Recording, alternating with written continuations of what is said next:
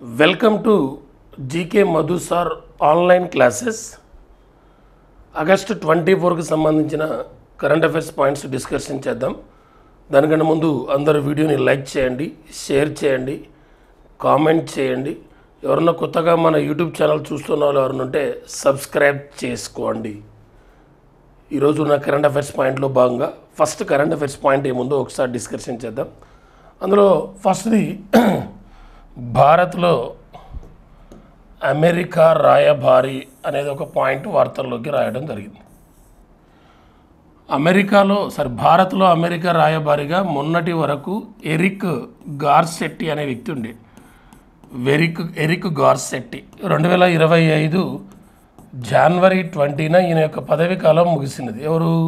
భారత్లో అమెరికా రాయబారిగా పనిచేస్తున్న వ్యక్తి ఎరిక్ గార్సెట్టి అనే వ్యక్తి ఉండే.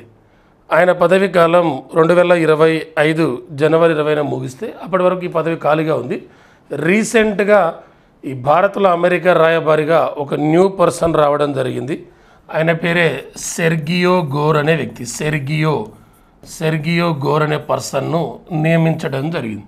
ఇది భారత్లో అమెరికా రాయబారిగా ఎవరు వచ్చారంటే సెర్గియో గోర్ అనే వ్యక్తి రావడం జరిగింది. భారత్లో అమెరికా రాయబారి.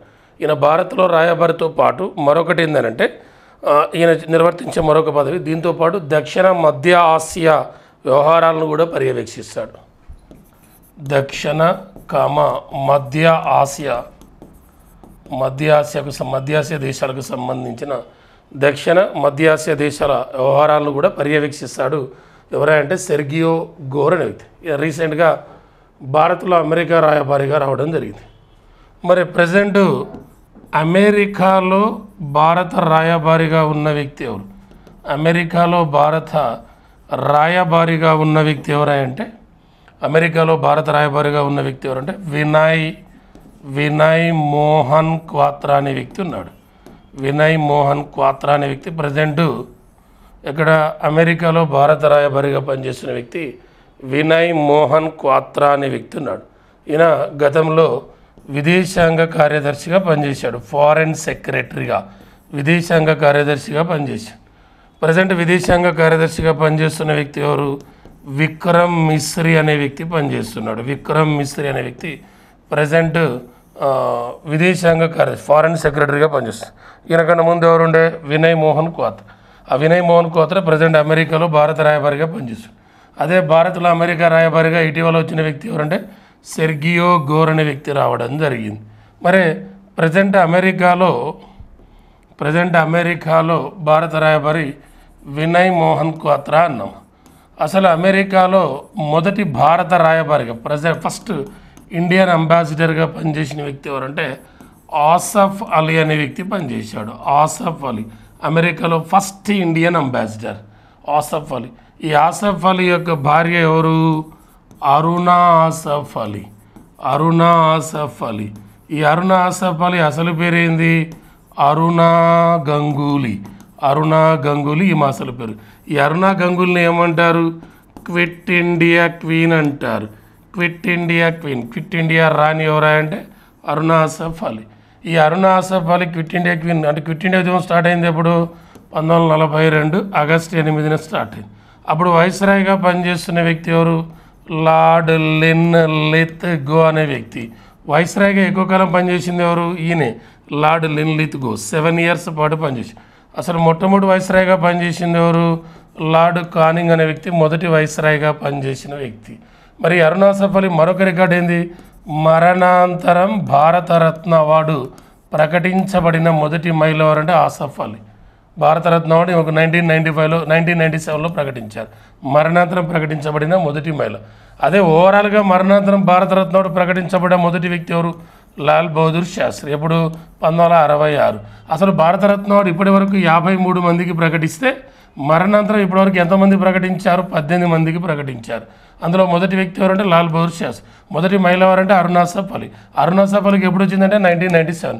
అసలు భారతరత్న అవార్డు వచ్చిన మహిళలు ఎంతమంది అంటే 5 మహిళలు ఉన్నారు. 1971 Indira Gandhi, 1980 mother Teresa, 1997 Aruna Asaf Ali, 1998 MS Subbalakshmi, 2001 Lata Mangeshkar. ఈ 5 భారతరత్న అవార్డు వచ్చిన మహిళలు. ఇది first current affairs related points. Sergio Gor అనే వ్యక్తి రీసెంట్గా భారత్లో అమెరికా రాయబారిగా వస్తే, అదే అమెరికాలో భారత రాయబారిగా ఉన్న వ్యక్తి వినయ్ మోహన్ క్వాత్రా. ఆయన గతంలో విదేశాంగ కార్యదర్శిగా పనిచేశాడు, ఫారెన్ సెక్రటరీగా. ఇప్పుడు ఫారెన్ సెక్రటరీ ఎవరంటే విక్రమ్ మిశ్రీ.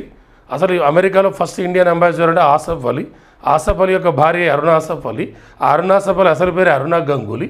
ఆ అరుణ గంగూలీ క్విట్ ఇండియా ఉద్యమంలో ప్రధాన పాత్ర పోషించిన మహిళ. ఆమెను క్విట్ ఇండియా క్వీన్ అంటారు. అసలు క్విట్ ఇండియా మూవ్మెంట్ స్టార్ట్ అయింది ఎప్పుడంటే 1942 ఆగస్ట్ 8. ఆ క్విట్ ఇండియా ఉద్యోగాల్లో వైస్రాయ్గా పనిచేసిన లార్డ్ లిన్ లిత్గో. ఆయనే వైస్రాయ్గా ఎక్కువ కాలం పనిచేసింది. ఎన్ని సంవత్సరాలు అంటే 7 సంవత్సరాలు పనిచేశాడు. క్లియర్? Okay, right. నెక్స్ట్ది చూద్దాం. నెక్స్ట్ రెండవ టాపిక్ చూద్దాం. ఆగస్టు 24 సంబంధించి సెకండ్ పాయింట్. నార్డిక్ ప్రాంతంలో నాటో లాజిస్టిక్స్ ప్రధాన కార్యాలయాన్ని ఏర్పాటు చేయబోతున్నారు. నార్డిక్ దేశాలంటే ఏంటి వాటి గురించి చూద్దాం. దానికంటే ముందుగా నార్డిక్ ప్రాంతంలో నాటో యొక్క లాజిస్టిక్స్ ప్రధాన కార్యాలయాన్ని ఏర్పాటు చేయబోతున్నారు. ఎక్కడ అంటే స్వీడన్ దేశంలో ఏర్పాటు చేయబోతున్నారు. స్వీడన్ దేశంలో నాటో యొక్క లాజిస్టిక్స్ ప్రధాన కార్యాలయాన్ని ఎక్కడంటే స్వీడన్లో ఏర్పాటు చేయబోతున్నారు. ఆ స్వీడన్లో ఎక్కడ ఏర్పాటు చేస్తున్నారే ఎన్కోపింగ్ అనే నగరంలో ఏర్పాటు చేస్తున్నారు. ఎన్కోపింగ్ అనే నగరంలో ఈ నార్డిక్ ప్రధాన కార్యాలయాన్ని, అదేది ఈ నాటో లాజిస్టిక్ ప్రధాన కార్యాలయం. యాక్చువల్గా నాటో ప్రధాన కార్యాలయం ఎక్కడుంది? ఓవరాల్గా ప్రధాన కార్యాలయం బెల్జియం రాజధాని బ్రసెల్స్ నగరంలో. ఈ నాటో యొక్క లాజిస్టిక్ ప్రధాన కార్యాలయాన్ని నార్డిక్ ప్రాంతంలో ఎక్కడ ఏర్పాటు చేస్తున్నారంటే స్వీడన్ దేశంలోని ఎన్కోపింగ్ అనే నగరంలో ఏర్పాటు చేస్తున్నారు. మరి నార్డిక్ దేశాలంటే ఎన్ని? ఒక 5 దేశాలు. నార్డిక్ దేశాలంటే ఒక 5 ఉన్నాయి. అవేంటేంటి? డెన్మార్క్ ఒకటి, ఫిన్లాండ్ ఒకటి, తర్వాత ఐస్లాండ్ ఒకటి, నార్వే, ఆ తర్వాత స్వీడన్. వీటిని నార్డిక్ దేశాలని పిలుస్తారు. Denmark, Finland, Iceland, Norway, Sweden. అందులో ఈ స్వీడన్లోని ఎన్కోపింగ్ నగరంలో నాటో యొక్క లాజిస్టిక్స్ ప్రధాన కార్యాలయాన్ని ఏర్పాటు చేయబోతున్నారు. ఓవరాల్గా నాటో ప్రధాన కార్యాలయం ఎక్కడుందంటే బెల్జియం రాజధాని బ్రసెల్స్. నాటో మీన్స్ ఏంది? North Atlantic Treaty organisation. NATO means North Atlantic Treaty organisation. రెండవ ప్రపంచ యుద్ధ అనంతరం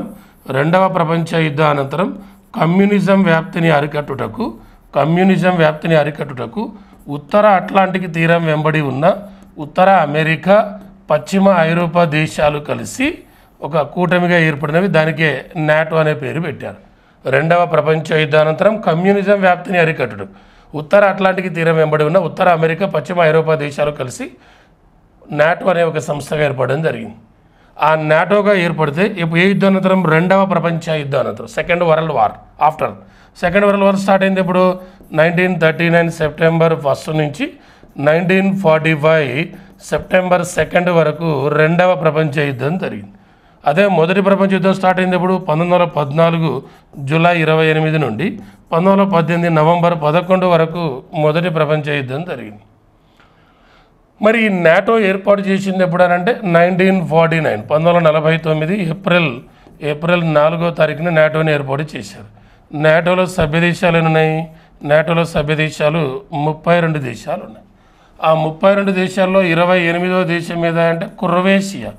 28వ దేశం నాటోలో ఏదా అంటే క్రొవేషియా. 29వ దేశం ఏదా అంటే మాంటినిగ్రో 29వ దేశం. 30వ దేశం ఏదా అంటే ఉత్తర మాసిడోనియా 30వ దేశం. 31వ కంట్రీ ఏదా అంటే ఫిన్లాండ్ 31వ కంట్రీ. 32వ దేశం ఏదా అంటే స్వీడన్, నాటోలో 32వ దేశం. ప్రజెంట్ నాటో సెక్రటరీ జనరల్గా పనిచేస్తున్న వ్యక్తి ఎవరు?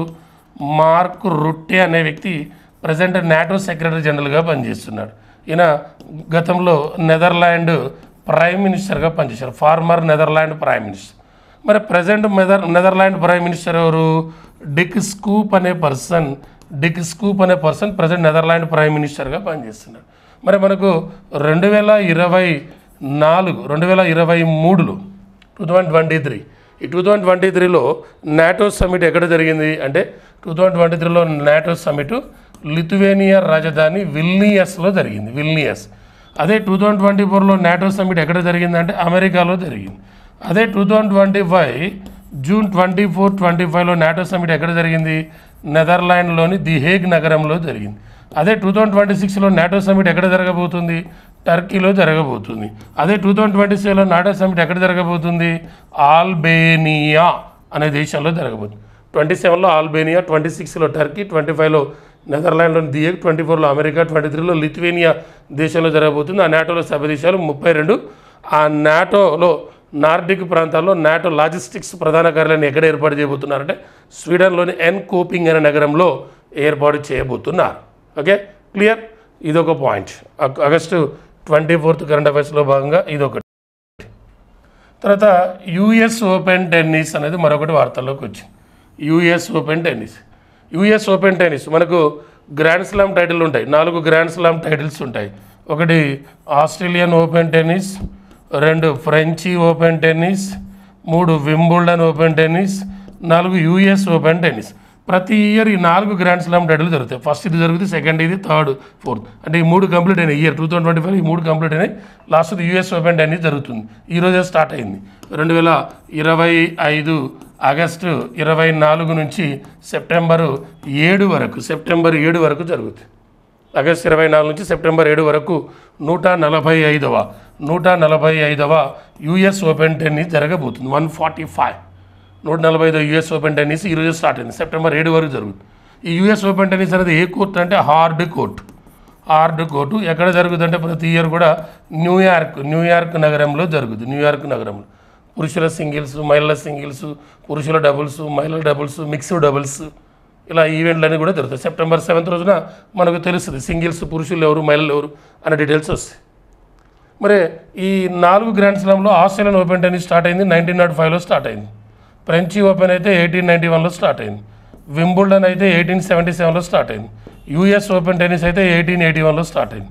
ఆస్ట్రేలియా, యుఎస్ ఈ 2 కూడా హార్డ్ కోర్టులు. ఫ్రెంచి అయితే క్లే కోర్టు, మట్టి కోర్టు. వింబుల్డన్ అయితే గ్రాస్ కోర్టు. గ్రాస్ అంటే గడ్డి గ్రాస్ కోర్టు. ఇందులో ఫస్ట్ ఏదైతే ఫస్ట్ స్టార్ట్ అయిన ఏదంటే ఇదే వింబుల్డన్ స్టార్ట్ అయింది. ఎందుకు? 1877లో స్టార్ట్ అయింది. అదే 1877లో మనకి ఇంకొక ఇంపార్టెంట్ పాయింట్ కూడా ఉంది. ప్రపంచంలో మొట్టమొదటి క్రికెట్కి సంబంధించిన టెస్ట్ మ్యాచ్ ఆస్ట్రేలియా, ఇంగ్లాండ్ల మధ్య జరిగింది. ఆ స్టార్ట్ అయిన 1877 మార్చి 15వ తారీఖున జరిగింది. ఫస్ట్ టెస్ట్ మ్యాచ్ వరల్డ్లో 1877 మార్చి 15. అది 2025 నాటికి 148 సంవత్సరాలు పూర్తయింది. ప్రపంచంలో మొట్టమొదటి టెస్ట్ మ్యాచ్ జరిగి 2025 మార్చి 15 నాటికి 148 సంవత్సరాలు పూర్తయింది. అదే మన ఇండియా ఫస్ట్ టెస్ట్ మ్యాచ్ ఎప్పుడు ఆడింది? 1932 జూన్ 25. ఇండియా మొట్టమొదటి టెస్ట్ మ్యాచ్ ఆడింది 1932 జూన్ 25 ఇంగ్లాండ్తో ఆడినాం. ప్రపంచంలో మొట్టమొదటి టెస్ట్ మ్యాచ్ జరిగింది 1877 మార్చి 15. అది 2025 నాటికి 140 సంవత్సరాలు పూర్తయింది. ఈరోజు స్టార్ట్ అయ్యేది అంటే యుఎస్ ఓపెన్ టెన్నిస్ స్టార్ట్ అయింది. ప్రతి సంవత్సరం 4 గ్రాండ్ స్లామ్ టైటిల్ అన్నాం. ఈసారి జరిగే యుఎస్ ఓపెన్ టెన్నిస్ ఏంటంటే 145. ఇప్పటివరకు ఈ 4 గ్రాండ్ స్లామ్ జరుగుతున్నాయి ప్రతి సంవత్సరం కూడా. మరి ఈ 4 గ్రాండ్ స్లామ్ టైటిల్ సింగిల్స్ ఇప్పటివరకు ఎక్కువ సార్లు సాధించి నోవాక్ జోకోవిచ్ 24 సార్లు ఇప్పటివరకు హైయెస్ట్ ఇన్ సింగిల్స్. మరి ఈసారి రికార్డు బ్రేక్ అయితే అదే ఉంటుందో చూద్దాం. నోవాక్ జోకోవిచ్ 24 సార్లు గెలుపొందాడు. ఏది ఈ 4 గ్రాండ్ స్లామ్ టైటిల్ సింగిల్స్. ఏ దేశం అంటే అది సెర్బియా. ఆ తర్వాత రెండో వ్యక్తి ఎవరంటే రఫెల్ నాదల్ ఏ దేశం అంటే స్పెయిన్. ఈయన 22 సార్లు గెలుపొందాడు. మూడో వ్యక్తి ఎవరంటే రోజర్ ఫెదరర్ స్విట్జర్లాండ్. ఈయన 20 సార్లు గెలుపొందాడు. పురుషుల్లో అత్యధిక గ్రాండ్ స్లామ్ సింగిల్స్ గెలుపొందిన వ్యక్తులు వీళ్ళు. అదే మహిళల్లో అత్యధిక grand slam singles first Margaret court Australia 24 titles వచ్చినాయి. రెండోది సెరెనా విలియమ్స్ అమెరికా 23 టైటిల్స్. మూడోది స్టెఫీ గ్రాఫ్ జర్మనీ 22 టైటిల్స్ గెలుపొందింది మా. ఓకేనా, ఇదొకటి. ఈరోజు కరెంట్ అఫైర్స్లో భాగంగా ఇదొక పాయింట్. ఇది యుఎస్ ఓపెన్ టెన్నిస్ ఈరోజు స్టార్ట్ అయింది. సెప్టెంబర్ 7 వరకు జరుగుతుంది. ఓకేనా, రైట్. నెక్స్ట్ పాయింట్ చూద్దాం. వీడియోని అందరూ లైక్ చేయండి, మర్చిపోద్దు లైక్ చేయండి. మన యూట్యూబ్ ఛానల్ సబ్స్క్రైబ్ కూడా చేసుకోండి. Okay, right. భారత సముద్ర ఉత్పత్తుల ఎగుమతులు 2024-25 సంవత్సరాల్లో భారత సముద్ర ఉత్పత్తుల ఎగుమతుల విలువ ఎంత అంటే $7.45 బిలియన్. $7.45 బిలియన్. సముద్ర ఉత్పత్తుల ఎగుమతులు అంటే చేపలు, రొయ్యలు ఇలాంటి సముద్ర ఉత్పత్తుల ఎగుమతులు 2024-25లో భారతదేశం ఎంత అంటే $7.45 బిలియన్.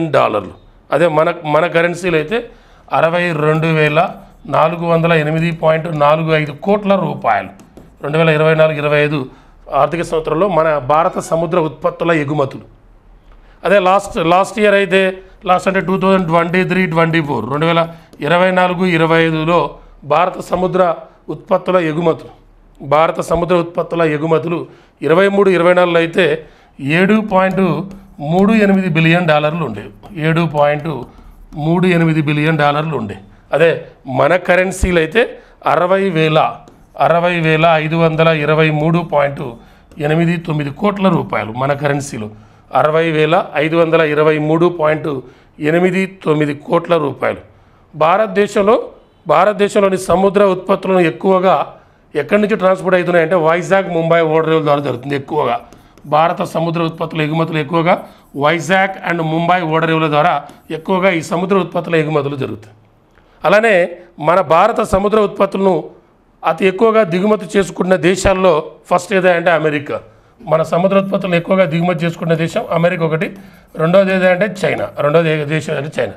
ఫస్ట్ ఏమో అమెరికా. భారత సముద్ర ఉత్పత్తులకు అతిపెద్ద దిగుమతిదారు దేశాల్లో ఫస్ట్ అమెరికా, రెండోది చైనా, మూడోది యూరోపియన్ యూనియన్, 4 ఆగ్నేయ ఆసియా, 5ది జపాన్ అన్నట్టు. Okay, clear. ఇది ఒక పాయింట్. భారతదేశ సముద్ర ఉత్పత్తుల ఎగుమతుల విలువ ఎంత, 24-25 ఎంత, 23 ఎంత, ఎక్కువగా ఎగుమతి అవుతుంది ఎక్కడి నుండి, మన అతిపెద్ద దిగుమతిదారు దేశం ఏంది అనే డీటెయిల్స్ గురించి చెప్పుకున్నాం. నెక్స్ట్ చూద్దాం. Tennis hall of fame. ఇప్పుడు మనకు క్రికెట్లో అయితే ఐసీసీ హాల్ ఆఫ్ ఫేమ్ ఉంటుంది. ఐసీసీ హాల్ ఆఫ్ ఫేమ్ ప్లేయర్లకు అంటే ఆ రంగంలో, ఆ క్రీడా రంగంలో ఎక్కువగా నైపుణ్యం, ఎక్కువగా గొప్ప ప్లేయర్లు, ఎక్కువ రికార్డు సృష్టించిన వాళ్ళకు, ఎక్కువ ప్రాచుర్యం పొందిన క్రీడాకారులకు క్రికెట్లో అయితే ఐసీసీ హాల్ ఆఫ్ ఫేమ్ ఎలానో టెన్నిస్లో కూడా టెన్నిస్ హాల్ ఆఫ్ ఫేమ్ ఉంటుంది. ఈ 2025లో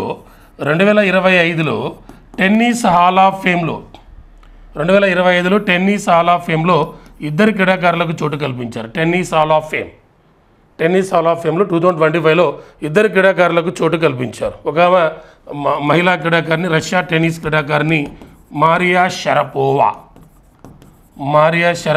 రష్యా క్రీడాకారిణి మారియా షరపోవా కల్పిస్తే, రెండోది అమెరికాకు సంబంధించిన బ్రదర్స్ ఉంటారు. అమెరికాకు సంబంధించిన టెన్నిస్ క్రీడాకారులు బ్రయాన్ బ్రదర్స్ అని అంటారు.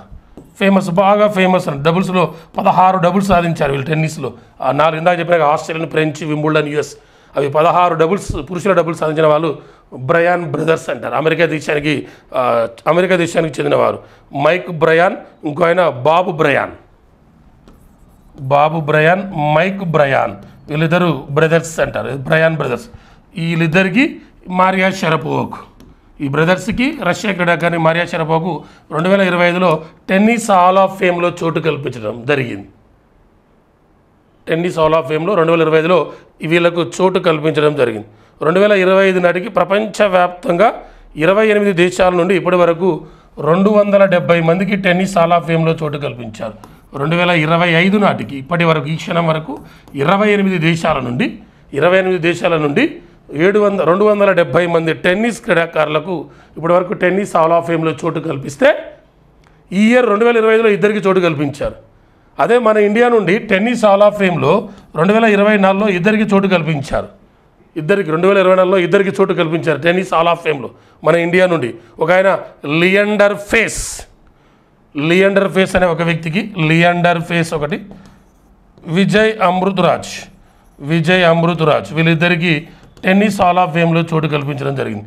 ఒక ఆయన లియండర్ ఫేస్, 2 విజయ్ అమృతరాజ్ వీళ్ళిద్దరికి కూడా 2024లో టెన్నిస్ హాల్ ఆఫ్ ఫేమ్లో చోటు కల్పించడం జరిగింది. లియండర్ ఫేస్ మనకు తెలుసు, ప్రపంచంలో అతిపెద్ద గేమ్స్ అంటే ఒలింపిక్స్కు భారత్ తరపున అత్యధిక సార్లు పాల్గొని 7 సార్లు ఒలింపిక్స్లోకి వెళ్ళాడు. భారత్ తరపున అత్యధిక సార్లు ఒలింపిక్స్లో పార్టిసిపేట్ చేసిన వ్యక్తి ఎవరంటే లియండర్ ఫేస్ 7 టైమ్స్ ఒలింపిక్స్లో పాల్గొన్నాడు. 7 సార్లు వెళ్ళి ఆయన ఒకసారి ఒలింపిక్స్లో మెడల్ తెచ్చాడు. 1996 అట్లాంటాలో జరిగిన ఒలింపిక్స్, అట్లాంటా ఎక్కడంటే అమెరికా, 1996లో అట్లాంటాలో జరిగిన ఒలింపిక్స్లో టెన్నిస్లో ఈయన బ్రాంజ్ మెడల్ సాధించడం జరిగింది. ఓకే, ఇది క్లియర్. రీసెంట్గా టెన్నిస్ హాల్ ఆఫ్ ఫేమ్లో ఇద్దరికి చోటు కల్పించారు. అంటే బ్రయాన్ బ్రదర్స్ వాళ్ళిద్దరు ఒకటి మారియా షరపోవా. ఇప్పటి వరకు 270 మందికి ఐసీసీ హాల్ ఆఫ్ ఫేమ్లో చోటు కల్పించారు. ఐసీసీ కాదు, టెన్నిస్ హాల్ ఆఫ్ ఫేమ్లో. అదే క్రికెట్కి సంబంధించింది అయితే ICC hall of fame, ICC hall of fame, క్రికెట్కి సంబంధించి ఐసీసీ హాల్ ఆఫ్ ఫేమ్ ఉంటుంది. క్రికెట్ ఐసీసీ అంటే ఇంటర్నేషనల్ క్రికెట్ కౌన్సిల్. ఈ ఐసీసీ హాల్ ఆఫ్ ఫేమ్లో ఐసీసీ హాల్ ఆఫ్ ఫేమ్కి సంబంధించి ఇప్పటివరకు 122 మందికి చోటు కల్పించారు. 122 మందికి 2025 వరకు ఐసీసీ హాల్ ఆఫ్ ఫేమ్లో 122 మందికి చోటు కల్పిస్తే 2025లో 7 క్రీడాకారులకు ఐసీసీ హాల్ ఆఫ్ ఫేమ్లో, ఇది క్రికెట్కి సంబంధించింది. ఇందాక చెప్పిందో టెన్నిస్, ఐసీసీ అంటే international cricket council. ICC hall of ఫేమ్లో 2025 వరకు 122 మందికి చోటు కల్పిస్తే 2025లో 7 చోటు కల్పించారు ఐసీసీ హాల్ ఆఫ్ ఫేమ్లో. ఆ 7 మన ఇండియన్ ఒక ఆయన ఉన్నారు, ఎవరు? ఎంఎస్ ధోనికి ఒక చోటు కల్పించారు 2025లో. ఇంకో ఆయన గ్రేమ్ స్మిత్ ఏ దేశం అంటే సౌత్ ఆఫ్రికా.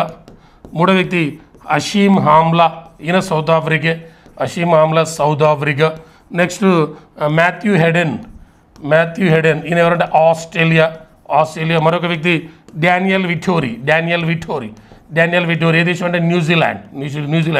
నెక్స్ట్ మరొక వ్యక్తి సారా టైలర్ ఏ దేశం అంటే సారా టైలర్ ఇంగ్లాండ్. తర్వాత సనా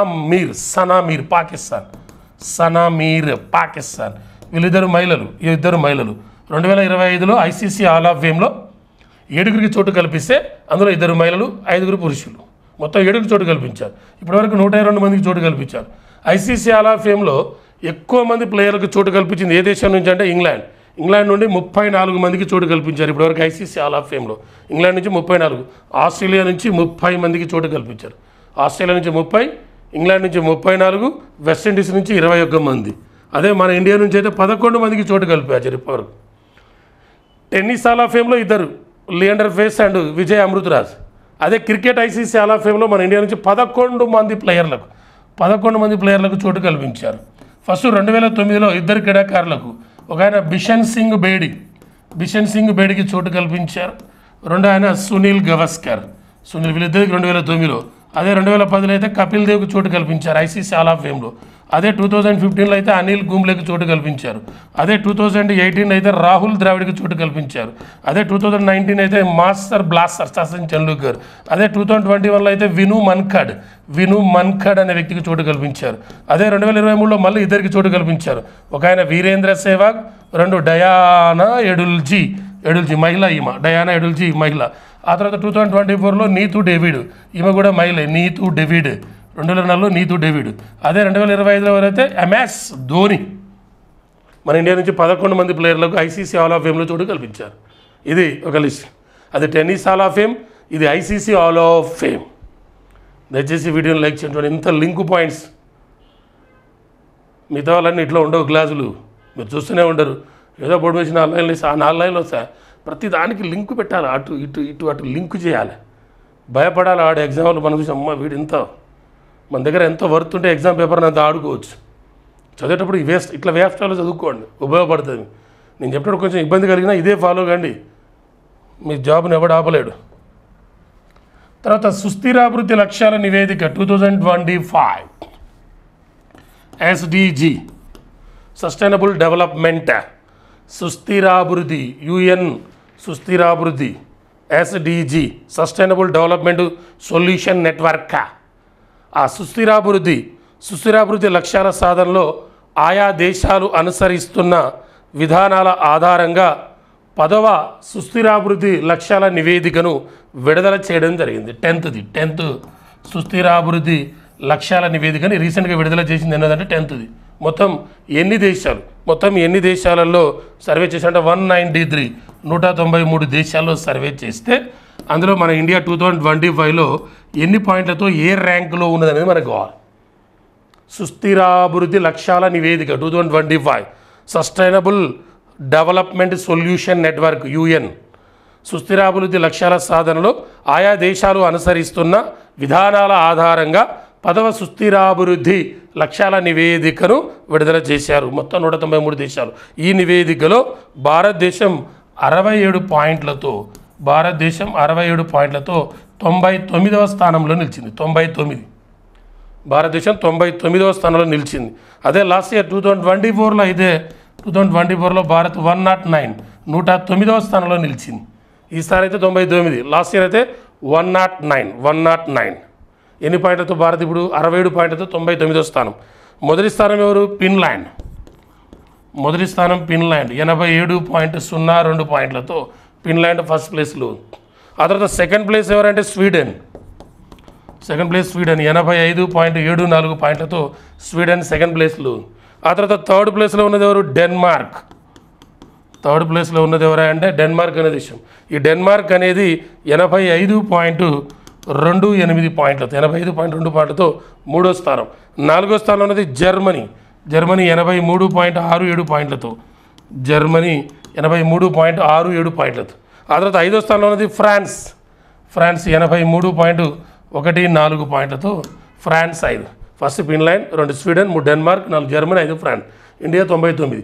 ఎన్నో సుస్థిరాభివృద్ధి నిరీక్షణ వేదిక అంటే 10వది. ఎన్ని దేశాలు అంటే 193 దేశాలు. ఓకేనా? ఇది ఒక పాయింట్. న్యూస్లోకి వచ్చిన అంశాల్లో భాగంగా ఇది ఒక పాయింట్. నెక్స్ట్, శునకాలకు వీధులలో ఆహారం పెట్టొద్దు. శునకాలకు వీధుల్లో ఆహారం పెట్టొద్దు అని రీసెంట్గా సుప్రీంకోర్టు మధ్యంతర తీర్పు ఇవ్వడం జరిగింది. యాక్చువల్గా సుప్రీంకోర్టు గతంలో తీర్పు ఇచ్చింది. ఓన్లీ ఢిల్లీ ప్రాంతంలో ఉన్న శునకాలకు సంబంధించినదే తీర్పు ఇచ్చింది. కానీ రీసెంట్గా మధ్యంతర తీర్పు ఇవ్వడం జరిగింది. శునకాలకు వీధులలో ఆహారం పెట్టవద్దు అని చెప్పి ఒక ఢిల్లీలో కాదు, భారతదేశంలోని అన్ని రాష్ట్రాలకు, అన్ని కేంద్రపాలిత ప్రాంతాలకు పరిమితం చేసే విధంగా తీర్పు ఇవ్వడం జరిగింది. సుప్రీంకోర్టు ధర్మాసనం తీర్పు ఇవ్వడం జరిగింది. ఇక్కడ గుర్తుపెట్టుకోవాల్సిన పాయింట్ ఏంటంటే, ఇటీవల సుప్రీంకోర్టు ధర్మాసనం మధ్యంతర తీర్పు ఇచ్చింది. ఏది? శునకాలకు వీధులలో ఆహారం పెట్టొద్దని. ఇది భారతదేశం మొత్తానికి వర్తిస్తుంది. ఒకప్పుడు ఢిల్లీ వరకే ఉండే. ఇప్పుడు భారతదేశంలోని 28 రాష్ట్రాలకు, 8 కేంద్ర ప్రాంతాలకు వర్తించేందుగా సుప్రీంకోర్టు తీర్పిస్తే, ఆ తీర్పిచ్చిన ధర్మాసనంలో సభ్యులు 3 ఉన్నారు. ఈ తీర్పిచ్చిన ధర్మాసనంలో సభ్యులు మనకు కావాలి. ఏది? శునకాలకు వీధుల్లో ఆహారం పెట్టొద్దని తీర్పిచ్చిన ధర్మాసనం, సుప్రీంకోర్టు ధర్మాసనంలోని సభ్యులు ఎవరంటే జస్టిస్ విక్రమ్ నాథ్ అనే ఒక పర్సన్ ఉన్నాడు. Judge, supreme court judge justice Vikram Nath అనే ఒక పర్సన్ ఉన్నాడు. జస్టిస్ సందీప్ మెహతా అనే వ్యక్తి ఉన్నాడు. జస్టిస్ సందీప్ మెహతా అనే ఒక వ్యక్తి ఉన్నాడు. జస్టిస్ సందీప్ మెహతా అనే వ్యక్తి. Third point, justice SV Anjaria. ఈ 3 సభ్యుల ధర్మాసనం తీర్పిచ్చింది. ఈ ముగ్గురు ఏది? విక్రమ్ నాథ్, సందీప్ మెహతా, జస్టిస్ ఎస్వి అంజారియా తీర్పు ఇవ్వడం జరిగింది. శునకాల్లో వీధులకు ఆహారం పెట్టొద్దని తీర్పిచ్చిన ధర్మాసనంలోని సభ్యులు. ఇప్పుడు మన సుప్రీంకోర్టు చీఫ్ జస్టిస్ మనందరికీ తెలుసు. ఇప్పుడున్న ఆయన 52వ సుప్రీంకోర్టు ప్రధాన న్యాయమూర్తి. ఎవరు? 52వ సుప్రీంకోర్టు ప్రధాన న్యాయమూర్తి భూషణ్ రామకృష్ణ గవాయ్ అనే వ్యక్తి ఉన్నాడు. ఈయన 2025 మే 14వ తారీఖున బాధ్యతలు స్వీకరించాడు. అదే 51వ సుప్రీంకోర్టు ప్రధాన న్యాయమూర్తి సంజీవ్ ఖన్నా అనే వ్యక్తి. అదే 55 డివై చంద్రచూడ్ అనే వ్యక్తి. అదే 49 అయితే ఉదయ్ ఉమేష్ లలిత్ అనే వ్యక్తి 49. 40 అయితే ఎన్వి రమణ. 48 ఎన్వి రమణ. 47 శరద్ అరవింద్ బాబ్డే. 46 అయితే రంజన్ గొగోయ్. అయోధ్య తీర్పిచ్చింది ఈయనే, రంజన్ గొగోయ్. 45 అయితే దీపక్. 45వ పర్సను దీపక్ మిశ్రా. 44 అయితే జగదీష్ సింగ్ కేహర్. రీసెంట్గా ఈయనకు 2025లో పద్మవిభూషణ్ పురస్కారం 2025లో పద్మవిభూషణ్ ఎవరు ప్రకటించారంటే జగదీష్ సింగ్ కేహర్. ఆయన వ్యక్తి అంటే 44వ సుప్రీంకోర్టు ప్రధాన న్యాయమూర్తి. ఇప్పుడు ఆయన భూషణ్ రామకృష్ణ గవాయ్, 2వ దళిత సుప్రీంకోర్టు ప్రధాన న్యాయమూర్తి. మొట్టమొదటి దళిత సుప్రీంకోర్టు ప్రధాన న్యాయమూర్తి కేజీ బాలకృష్ణన్. ఆయన 37వ సుప్రీంకోర్టు ప్రధాన న్యాయమూర్తిగా పనిచేశాడు. ఆయన రీసెంట్గా ఒక కమిటీకి అధ్యక్షత వహిస్తున్నాడు. భారతదేశంలో మతం మారుతున్న దళితులకు ఎస్సీ హోదా ఇవ్వద్దనే అంశం మీద ఒక కమిటీ ఏర్పాటు చేస్తే, ఆ కమిటీకి నేతృత్వం వహిస్తుంది అంటే కేజీ బాలకృష్ణన్. ఆయన మొట్టమొదటి దళిత సుప్రీంకోర్టు ప్రధాన న్యాయమూర్తి. 2వ ఆయన భూషణ్ రామకృష్ణ గారు. ఓవరాల్గా 52 మంది సుప్రీంకోర్టు ప్రధాన న్యాయమూర్తులు అయితే, మొట్టమొదటి సుప్రీంకోర్టు ప్రధాన న్యాయమూర్తి ఎవరంటే హెచ్జే కానియా, హరిలాల్ జగన్నాథ్ కానియా. రైట్, ఇదొక పాయింట్. నెక్స్ట్, చటేశ్వర పుజారా. మన Indian cricketer Cheteshwar Pujara test cricketer అయిన ఫేమస్ వ్యక్తి. ఆ చటేశ్వర పుజారాకి సంబంధించి ఒక 2 పాయింట్లు లేదు. ఈయన రీసెంట్గా క్రికెట్కి సంబంధించి అన్ని ఫార్మేట్లకు రిటైర్మెంట్ ప్రకటించారు. ఈయన ఏ ఫార్మేట్లో ఫేమస్ అంటే టెస్ట్ ఫార్మేట్లో బాగా ఫేమస్ ఈయన. రాహుల్ ద్రావిడ్తో పోలుస్తారు ఈయనని. చటేశ్వర పుజారా క్రికెట్ ఫార్మేట్, అన్ని క్రికెట్ ఫార్మేట్లకు రిటైర్మెంట్ ప్రకటించాడు. గుజరాత్ స్టేట్ అన్ని క్రికెట్ ఫార్మేట్లకు రిటైర్మెంట్ ప్రకటించారు చటేశ్వర పుజారా. ఈయన మొత్తం 103 టెస్ట్ మ్యాచ్లు ఆడాడు ఇప్పటి వరకు. చటేశ్వర పుజారా 103 టెస్ట్ మ్యాచ్లు ఆడితే ఆ 103 టెస్ట్ మ్యాచ్ల్లో 7,195 పరుగులు 7,195 పరుగులు చేశాడు. అలానే వన్డే అయితే 50 వన్డే మ్యాచ్లు ఆడాడు ఈయన. ఎవరు? చటేశ్వర పుజారా వాడింది 50 వన్డే మ్యాచ్లు ఆడి 51 రన్స్ 51 రన్స్ మాత్రమే చేయడం జరిగింది. ఈయన టెస్ట్ ఫార్మేట్లో ఫేమస్ అయిన పర్సన్. 105 టెస్ట్ మ్యాచ్లు ఆడి 7,195 పరుగులు చేశాడు. ఈయనకు 2017లో అర్జున అవార్డును కూడా ఇవ్వడం జరిగింది. చటేశ్వర పుజారాకు 2017లో అర్జున అవార్డు. భారతదేశంలో క్రీడారంగంలో అత్యున్నతమైన award major Dhyan Chand Khel Ratna award. Major Dhyan Chand Khel Ratna award. ఆ తర్వాత రెండోది అర్జున అవార్డు. అర్జున అవార్డు 1961 1961 నుండి అర్జున అవార్డుని ఇస్తున్నారు. 2024లో అర్జున అవార్డు అనేది 32 మంది క్రీడాకారులకు ప్రకటించారు. 32 మెంబర్స్ ప్రకటించారు క్రీడాకారులకు. 2024లో 32 మందికి ప్రకటించారు. ఆ అర్జున అవార్డు ఈయనకు వచ్చింది ఎప్పుడంటే 2017 2017లో ఈయనకు అర్జున అవార్డు రావడం జరిగింది. ఓకే, ఇదొక point. Next, Andhra Pradesh space tech academy అధ్యక్షునిగా ఒక పర్సన్ వచ్చాడు. ఆంధ్రప్రదేశ్ స్పేస్ టెక్ అకాడమీ అధ్యక్షుడిగా పావులూరి సుబ్బారావు నియమించడం జరిగింది. Pavuluri Subbarao Andhra Pradesh space tech academy అధ్యక్షుడిగా పావులూరి సుబ్బారావు నియమించడం జరిగింది. ఈ పావులూరి సుబ్బారావు ఎవరంటే అనంత్ టెక్నాలజీస్ చైర్మన్. ఈయన ఫౌండర్ కూడా. అనంత్ టెక్నాలజీస్ అంటే అంతరిక్షానికి సంబంధించిన స్పేర్ పార్ట్స్ కానీ మొత్తం ఓవరాల్ సంబంధించింది. ఆ అనంత్ టెక్నాలజీస్ చైర్మన్ అండ్ వ్యవస్థాపకుడు అంటే పావులూరి సుబ్బారావు. ఈయనే ఆంధ్రప్రదేశ్ స్పేస్ టెక్ అకాడమీ అధ్యక్షునిగా నియమితులాడు. ఇటీవల ఆంధ్రప్రదేశ్ స్పేస్ టెక్నాలజీ సలహాదారునిగా నియమితులైంది. స్పేస్ టెక్నాలజీ సలహాదారునిగా నియమితులైంది అంటే ఎస్ సోమనాథ్. ఈయన ఇస్రో చైర్మన్, ఇస్రో మాజీ చైర్మన్.